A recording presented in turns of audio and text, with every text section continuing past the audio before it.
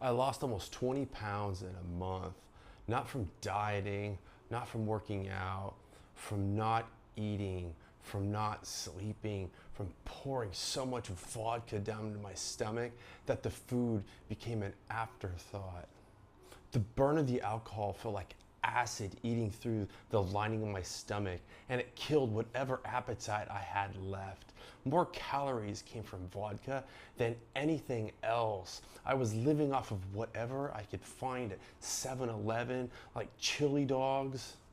The cheapest thing on the shelf, I remember filling the lid of one of those cardboard containers with extra chili just to stretch that food a little further.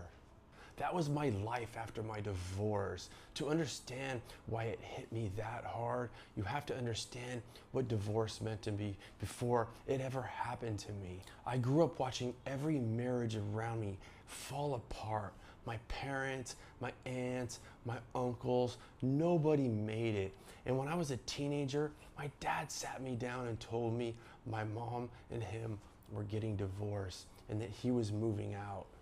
I remember exactly where I was sitting. I remember exactly how that room felt, like the floor had just disappeared from underneath me. That was the worst day of my life up to that point.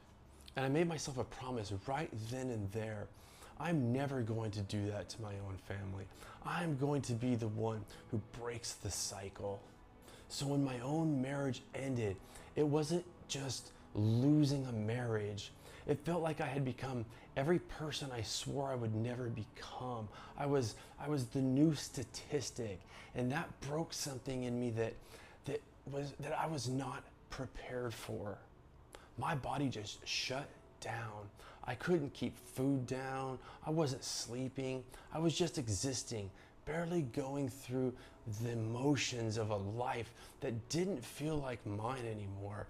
And underneath all of that, it was a voice telling me that I had failed, that I had done the one thing I promised myself I would never do. And then there was the money.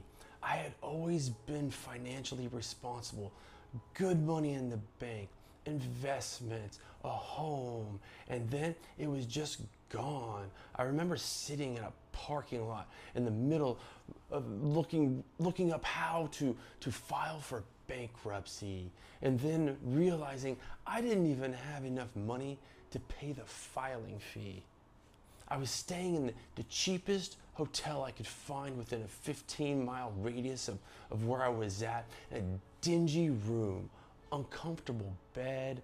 The smell of that place, the people in the parking lot were not exactly pillars of society. I remember lying there wondering what had gone on in that room before I'd even got there. And one night, late, alone in that room, I picked up my phone and I called the crisis line. I remember the man on the other end doing everything he could to get through to me. And I remember the one thing I would not do. I would not tell him where I was, because I knew if I told him where I was, the police would come and I was not going to be, let that happen. So I kept that to myself, just talked, just stayed on the line. If you are watching this and you're in that place right now, please reach out to the 988 Crisis Lifeline. Call or text 988. It is free. It is there 24 hours a day. And reaching out is not weakness. It's what I did. And I'm still here because of it. And then I paced the parking lot, midnight, nowhere to go the next day, not enough money for another room, debt I couldn't climb out of, 20 pounds lighter than I was a month before. That was my first 30 days. And I'm not gonna tell you it got fixed overnight, because it didn't. The first 30 days is not where you get better. It's where you survive. That's the whole job. Just survive it. The call I made that night didn't fix anything. It just got me to the next morning. And the next morning was enough. The real change came later, slower than I wanted, the eating again, the sleeping again, the weight coming back, feeling like myself back again. That took time, more time than I wanted it to give it. But here's what I now know, that the man pacing that parking lot at midnight didn't know. He couldn't see what was coming. He couldn't see the other side of it.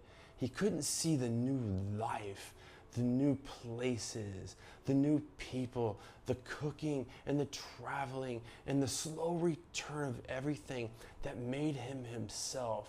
All he could see was that parking lot. And that's okay. You don't have to see what's coming. You just have to get through tonight. If this resonated with you, I'm talking about divorce and all my experiences through the lenses of what I went through. If that resonates with you, subscribe. There's a lot more to this story to still tell.